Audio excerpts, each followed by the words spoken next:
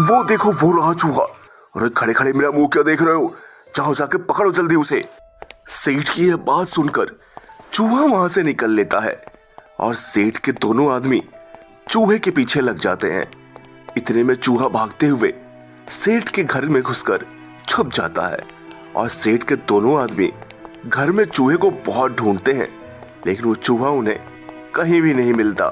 सेठ जी, हमने चूहे को बहुत ढूंढा, लेकिन वो हमारे हाथ से निकल गया। नालायको, तुम लोग मेरे किसी काम के नहीं हो। एक चूहा नहीं पकड़ पाए, अब मुझे ही कुछ करना पड़ेगा। ऐसा जाल बिछाऊंगा, ऐसा जाल बिछाऊंगा कि चूहा खुद मेरे जाल में आकर फंस जाएगा। तुम सब जाओ यहां से। सेठ के आदमियों के जाने के कुछ देर के बाद सेठ के घर में चूहा जहां छिपा था वहां से बाहर निकल आता है। अरे आज तो बाल बाल बच गया, वरना ये जालिम सेठ आज मुझे अपने आदमियों से मरवा के ही छोड़ता। अब जल्दी से कुछ खाने को ढूंढता हूँ, हाँ, और अपना पेट भरकर यहाँ से निकलता हूँ, कहीं सेठ के वो आदमी फिर से ना आ जाए।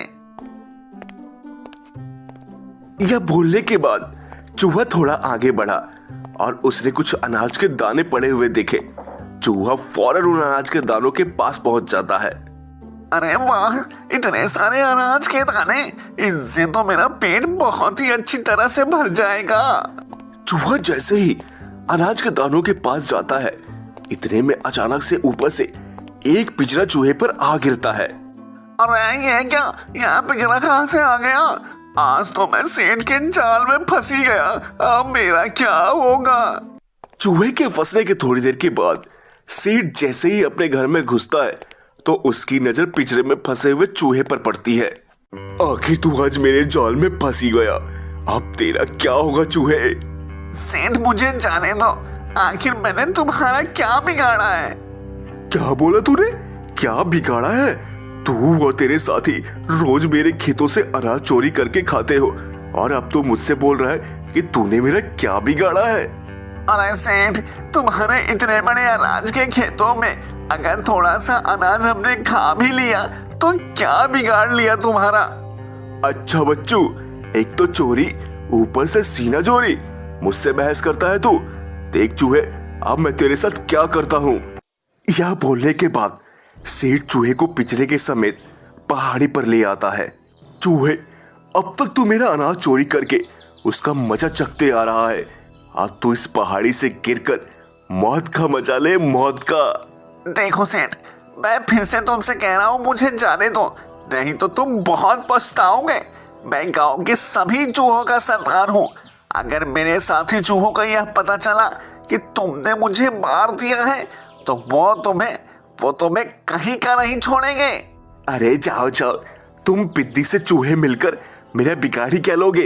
यह बोलने के बाद सेठ चूहे के पिंजरे को पहाड़ी के नीचे फेंक देता है। चलो अच्छा हुआ, एक मुसीबत तो कम हुई, बाकी चूहों को भी बिल्कुल ऐसे ही पकड़कर पहाड़ी के नीचे फेंक दूंगा। अब जल्दी से जाता हूं और बद्री से अपने उधार के पैसे मांगता हूं।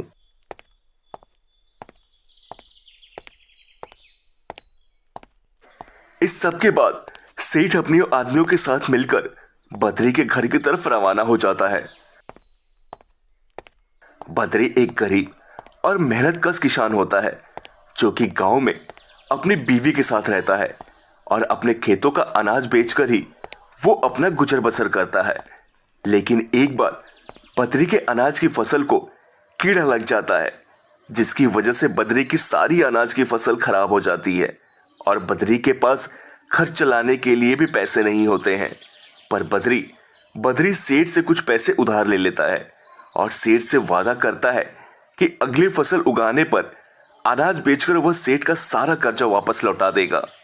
बद्री, ओ बद्री, कहाँ हो? जरा सामने तो आओ। सेठ की आवाज सुनकर बद्री अपने घर से बाहर निकलकर सेठ के पास आता है। जी सेठ जी, क्या आपने मुझे बुलाया? हाँ बद्री, इस बार तुम्हारी फसल बहुत अच्छी हुई है, तो बताओ तुम मेरे उधार के पैसे कब लौटाओगे? सेठ जी, मैंने अपनी फसल का सारा अनाज अपनी बोरियों में निकालकर जमा कर लिया है, बस अब कल बाजार में जाकर बेच जाऊंगा और आपका पैसा कल ही वापस लौटा दूंगा। तो ठीक है बद्री, अगर कल तक तुमने मुझे मेरा पैसा नहीं लौटाया तो मैं तुम्हारा घर और तुम्हारे सारे खेत पर कब्जा कर लूंगा। बोलने के बाद सेठ वहां से अपने आदमियों के साथ वापस चला जाता है।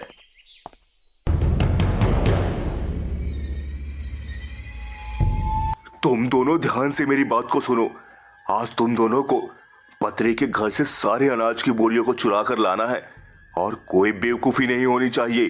क्या सेठ जी, अगर हम बद्री के अनाज को चोरी कर लेंगे तो वो आपका उधार कैसे लौटाएगा भला? अरे मूर्खो, यही तो मैं चाहता हूँ कि बद्री मेरा पैसा वापस ना लौटा पाए। पर सेठ जी, आप ऐसा क्यों चाहते हैं? अरे बेवकूफो, उसकी खेत और जमीन के सामने मेरे दिए हुए उधार के पैसों की कोई अहमियत नहीं है। मैं बस यही चाहता हूँ कि उसके थोड़े से उधार के बदले में मैं उसकी सारी जमीन पर कब्जा कर लूं। अच्छा, तो ऐसी बात है। सेठ जी, आप तो बहुत समझदार हो, बहुत। हाँ, और तुम दोनों मूर्ख। ऐसे ही सब मुझे सेठ नहीं कहते। बस मैंने जैसा बोला है बिल्कुल वैसा ही करना और आज जाकर बद्री का सारा अनाज लूट लेना। ठीक है सेठ, जैसा आप कहें। अब रात हो जाती है। बद्री अपने घर में आराम से सो रहा होता है।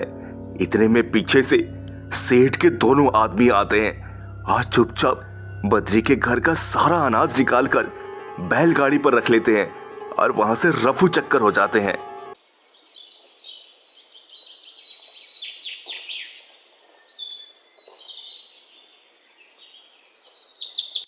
अरे कांता, यहाँ से सारी अनाज की बोरियां कहाँ गई? कल सब अनाज की बोरियां तो यहीं पड़ी थी। आखिर रातों रात अनाज की बोरियां गई कहाँ? कांता, हम तो लुट गए, हम तो बर्बाद हो गए। हमारा अनाज चोरी हो गया है कांता। अब मैं सेठ के उधार के पैसे कैसे लौटाऊंगा? अब तो सेठ मेरी सारी जमीन पर कब्जा कर लेगा। हे भगवान! थोड़ी देर में सेठ अपने आदमियों के साथ बद्री के घर पहुंच ही जाता है।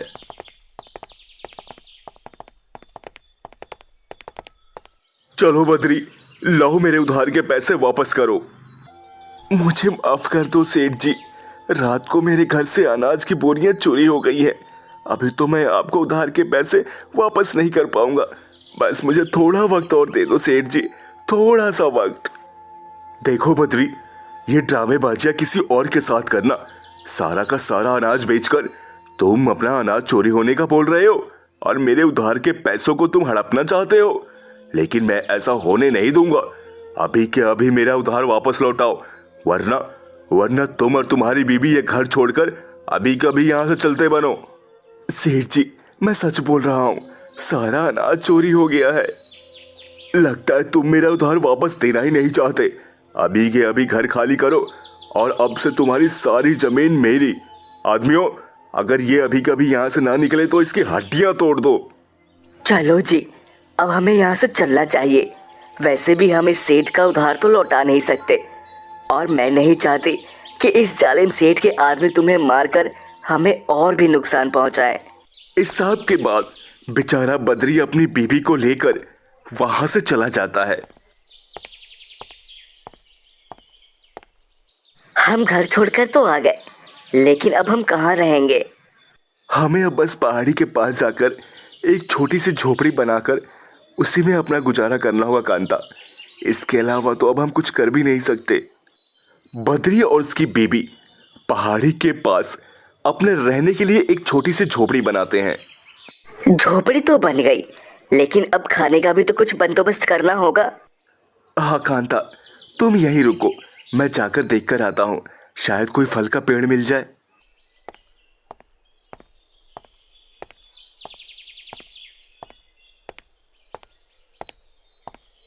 यह बोलकर बद्री अपने लिए खाने की तलाश में निकल जाता है तो इतने में उसका दोस्त राजू उसे मिलता है। अरे राजू, कैसे हो? बहुत वक्त के बाद दिखाई दे रहे हो। मैं तो बिल्कुल ठीक हूँ बद्री। असल में मैं किसी काम के लिए शहर गया था और आज ही गांव वापस आया हूँ।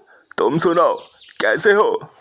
बद्री राजू को सारी बात बताता है कि कैसे सेठ का उधार पैसा ना लौटाने पाने की वजह से वह अपने घर और खेतों से हाथ धो बैठा है। अरे बद्री, ये तुमने क्या किया? वो सेठ बहुत जालिम है, बहुत जालिम। वह सबके साथ ऐसा ही करता है। सेठ जिसको भी उधार देता है फिर उसके साथ कुछ ना कुछ ऐसा करता है जिसकी वजह से वो वक्त पर उधार पैसा न लौटा पाता है और सेठ चंद पैसों के बदले उसकी सारी जमीन ले लेता है। यकीनन तुम्हारी अनाज की चोरी भी उसी सेठ ने करवाई होगी ताकि तुम उसका उधार का पैसा ना लौटा पाओ और तुम्हारी सारी जमीन पर वो कब्जा कर सके। काश ये सब पहले पता होता तो मैं सेठ से उधार ही ना लेता। फिलहाल तो मेरे पास खाने तक को भी कुछ नहीं है राजू भाई। अरे तो तुम्हारा ये राजू दोस्त कब काम आएगा बद्री भाई? तुम यही रुको, मैं अपने घर से कुछ खाने के लिए लाता हूँ। यह बोलकर राजू वहां से चला जाता है और थोड़ी देर के बाद राजू अपने घर से खाना लेकर बद्री को देता है। मेरी मदद के लिए बहुत बहुत शुक्रिया राजू भैया। अब मैं चलता हूँ, मेरी बेबी मेरा इंतजार कर रही होगी। यह बोलकर बद्री खाना लेकर वहां से वापस रवाना हो जाता है। इतने में बद्री की नजर रास्ते में बड़े एक पिंजरे पर पड़ती है जिसमें एक चूहा बहुत जख्मी हालत में पड़ा होता है और वो वही चूहा होता है जिसे सेठ ने पहाड़ी के ऊपर से फेंक दिया था। अरे ये क्या, इस बेचारे चूहे की यह हालत किसने की? ऐसा करता हूँ, इसे साथ ले चलता हूँ, शायद यह बच जाए। यह बोलने के बाद बद्री खाने और चूहे का पिंजरा लेकर अपनी झोपड़ी में आ जाता है।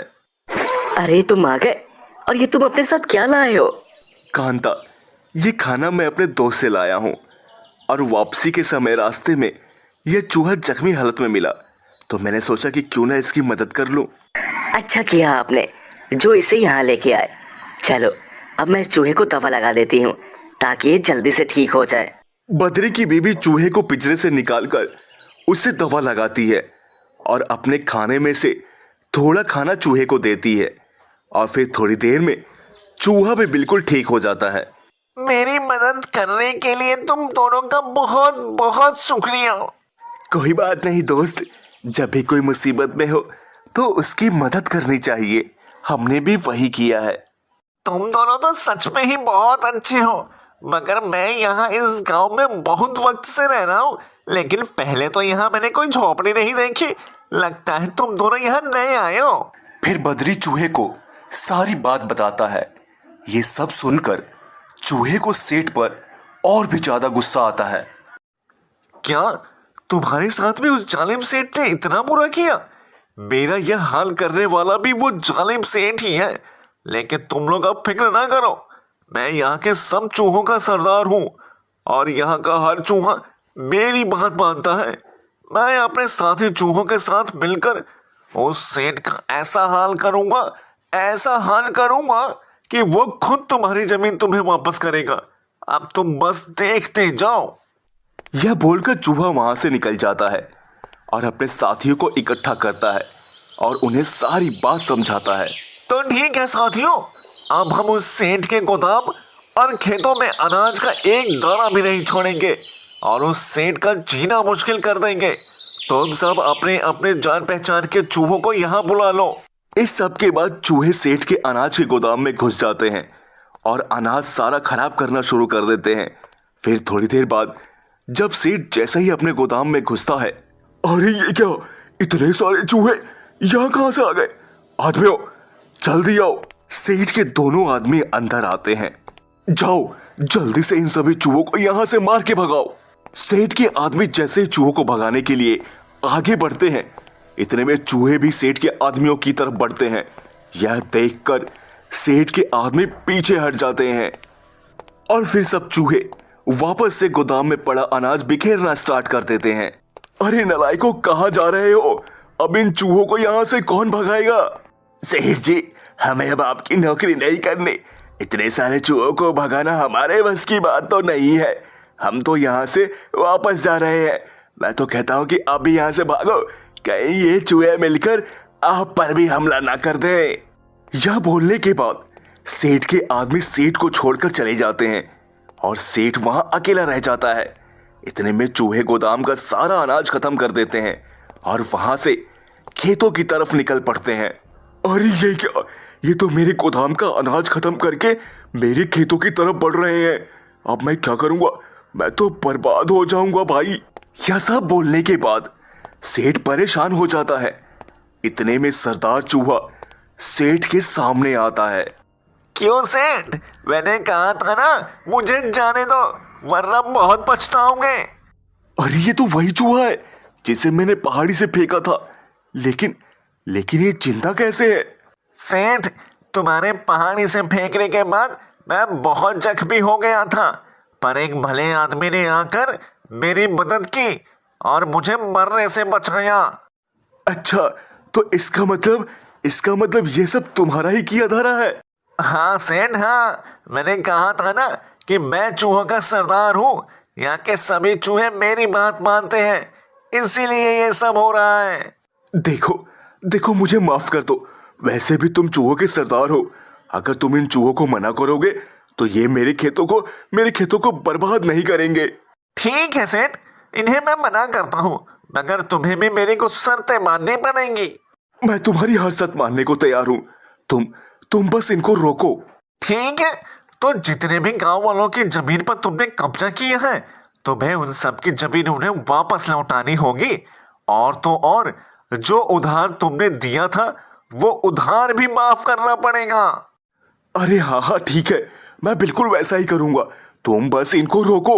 और हाँ, अपने अनाज के खेतों में से हमें थोड़ा सा अनाज खाने की इजाजत भी देनी होगी। ठीक है, तुम्हारी सारी शर्तें मुझे कबूल है। आप बस तुम इनको रोको, वरना मैं बर्बाद हो जाऊंगा। रुक जाओ साथियों, बस बहुत हुआ, अब तुम सब यहाँ से जा सकते हो। चूहे की बात सुनकर सभी चूहे सेठ के खेतों से निकलकर चले जाते हैं। अगले दिन सेठ सब गांव वालों को उनकी जमीनें वापस लौटा देता है, और तो और चूहे के कहने पर उनके उधार भी माफ कर देता है। तुम्हारा बहुत बहुत शुक्रिया दोस्त। आज तुम्हारी वजह से मेरा घर और मेरा खेत वापस मिल गया। अरे कोई बात नहीं दोस्त, तुमने भी तो मेरी जान बचाकर मेरी मदद की थी। और तुम्ही ने तो कहा था कि अगर कोई मुसीबत में हो तो हमें उसकी मदद करनी चाहिए। तो इस तरह ये कहानी यहीं खत्म होती है। बद्री और चूहा एक अच्छे दोस्त बन जाते हैं। दोस्तों, वीडियो अगर आपको पसंद आई हो तो वीडियो को लाइक करें, चैनल को सब्सक्राइब करें और वीडियो को शेयर करना ना भूलें। इससे हमें मोटिवेशन मिलता है।